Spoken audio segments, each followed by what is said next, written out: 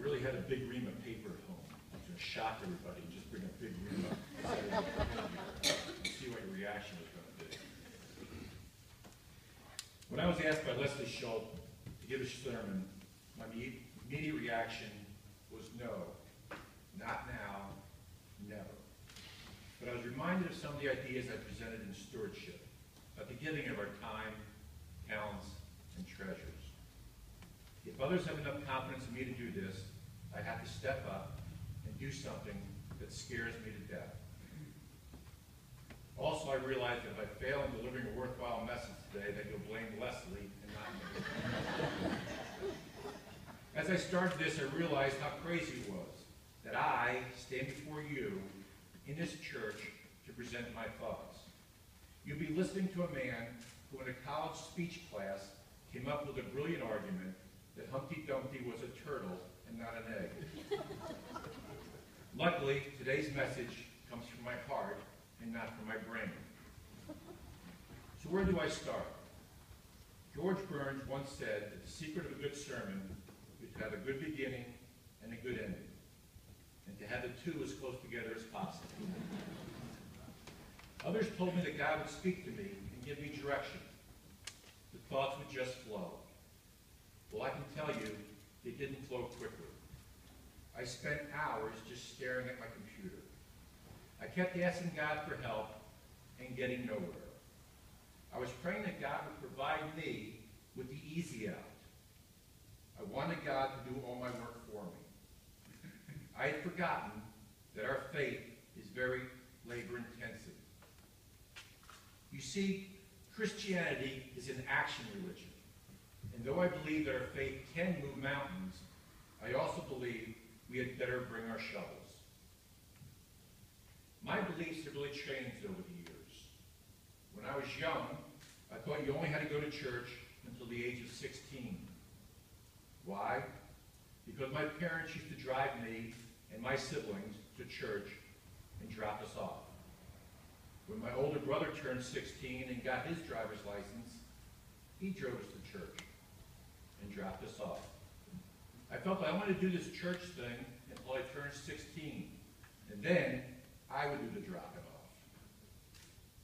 I don't know who dropped you off today, but I'm thankful that you're here. But we must understand that coming to church just on Sundays is a small factor in being a Christian, and that more is needed to be a faithful servant. We all need to be actively involved in our church, in our community, and our faith to God. We've all been given talents that need to be shared. We need to serve on committees and participate in the wonderful programs we have here in this church. Christianity is all about sharing our talents, but we can't forget to bring our shovels. So how does this Christianity thing work? There are basically two tenets we need to know. One, that there is a God, and two, that God is not you. We all have needs and wants from our church and from our ministers, and they're all so different. It's so easy to point fingers at others when things aren't being done to our liking. But that attitude is all wrong. We should point at ourselves first and ask, how can I make this congregation better? The answer is simple. Get out your shovels and dig in. Are we all just looking for what I call religious welfare, where we expect all the benefits without any work? Do we just pray to God and all our concerns vanish? Do we just ask God, like I did, to provide us with the easy out? Did God send Jesus down to us just to perform one miracle after another to make our lives easier? My beliefs have given me a direction in life, and when I am faced with a difficult decision, when I've come to that proverbial fork in the road, God has directed me on which road to take. However, God does not take the bumps out of the new path. There are potholes on that new road that he sends us on. We must understand that Jesus' miracles weren't done to eliminate any of the bumps and potholes on our personal roads of life. He expects us to use our shovels. So what were Jesus' miracles all about? Was Jesus just a David Copperfield of his time? Did he wear a pointed hat and carry a wand like Merlin? Funny, I don't find the words abracadabra or presto changeo in the Bible. Yet Jesus was magical, and miracles did occur. Yet most of his miracles weren't spectacular magic tricks. They were mostly simple events that served powerful lessons. Jesus was the originator of Pay It Forward. The reading today from John chapter 6, verses 1 to 14, talks about the only miracle of Jesus, apart from his resurrection, which is presented in all four Gospels of the Bible: Matthew, Mark, Luke, and John. Obviously, these disciples considered this a significant miracle. The miracle is called the feeding of the 5,000, commonly known as the miracle of the 5 loaves and 2 fish. Let's reset the scene. It occurred near the time of Passover, about 1 year before Jesus was crucified, and it happened in a solitary place on the shore of the Sea of Galilee. According to the Gospels, Jesus became distraught when he heard that John the Baptist had been beheaded while in prison. And Jesus went by himself out in a boat on the Sea of Galilee. Crowds formed, and they followed Jesus along the shore. Matthew related the crowd to be about 5,000 men, besides women and children. Biblical experts have estimated the size of the crowd to be about 12,000 people. When evening approached, Jesus came ashore, and his disciples came to him and said, "Jesus, we should send the crowds away so they can go to the villages and buy themselves some food." Jesus responded, "Don't send them away. We will feed them." The disciples questioned him. "How can we do this? We have no money and little food to share." They saw the task as impossible. They forgot, as we often do, that this was Jesus they were talking to. Jesus took the 2 fish and 5 loaves and broke them, and he gave the food to the disciples to share with the huge crowd. The little amount of food fed the whole crowd. Afterward, the disciples were asked to pick up the leftovers, and they filled 12 large baskets. Jesus not only met the crowd's need, he lavished them with all the food they could eat. Sounds pretty spectacular, doesn't it? Quite the magic trick. Presto changeo. I recently participated in a book group led by Ann Gunther, and we read the book The Road by Lloyd Douglas.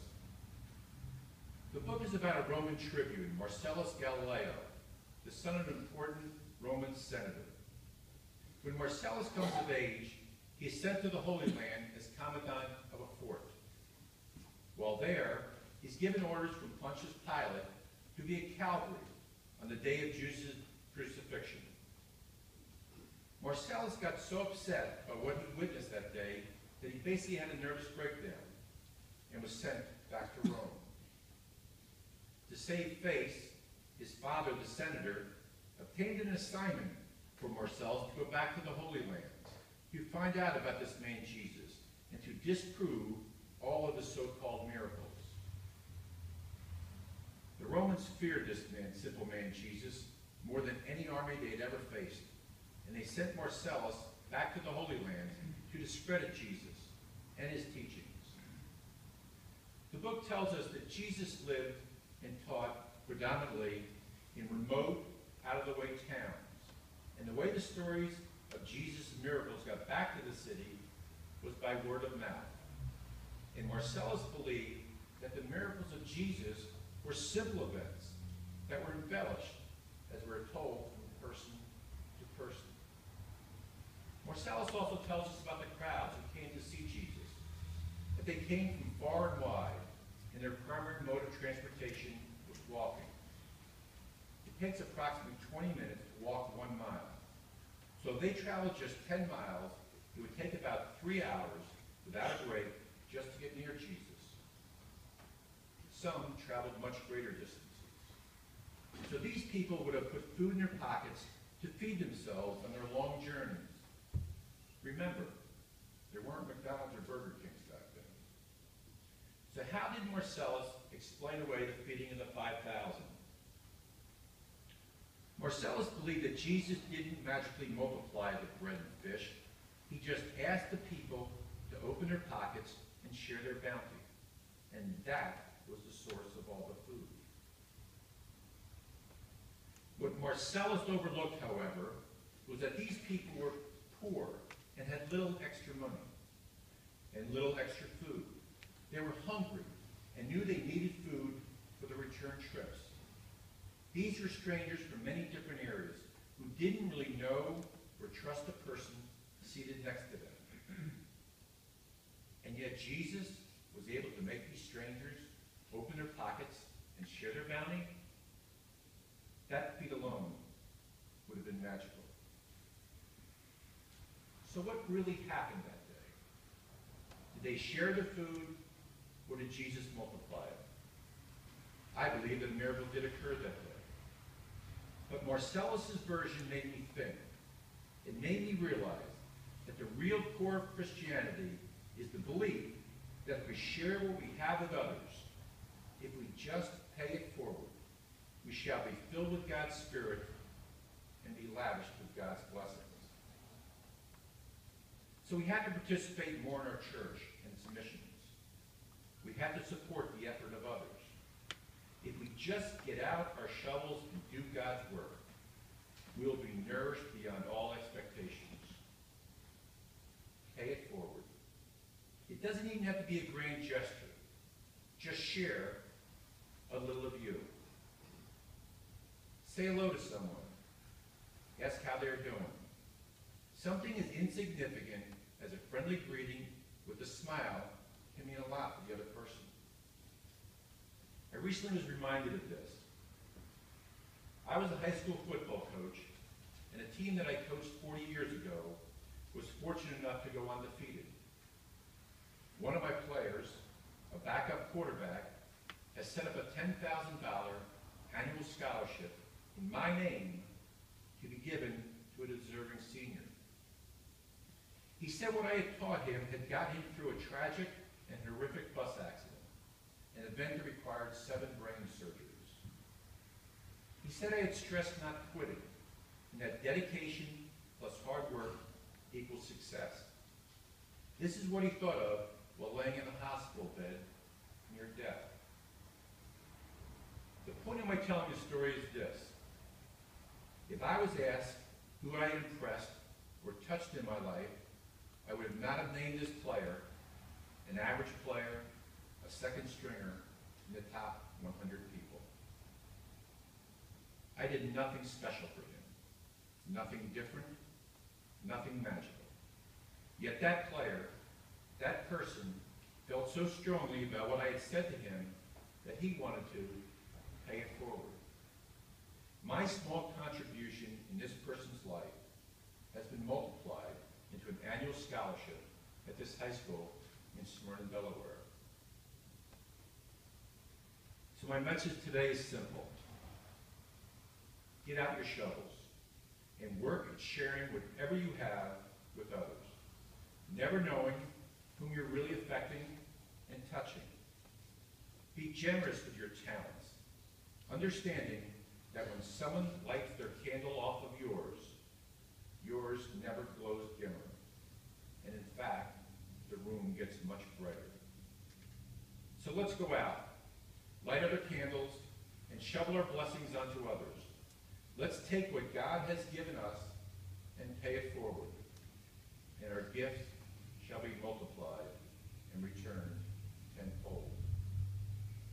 I wonder what our responses would be if Jesus asked us today, are you shovel ready? Amen. And may God bless Old First Church and all that worship.